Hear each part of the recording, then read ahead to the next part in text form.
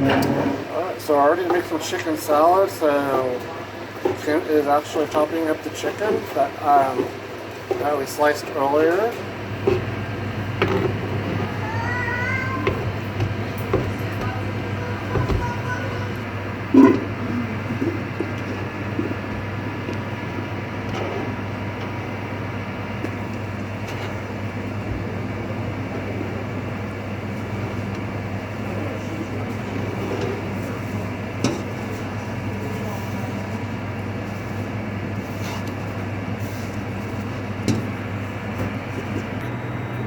Alright, so then we added our seasonings, dried cranberries, pecans, and now she's ready to put the mayonnaise in there.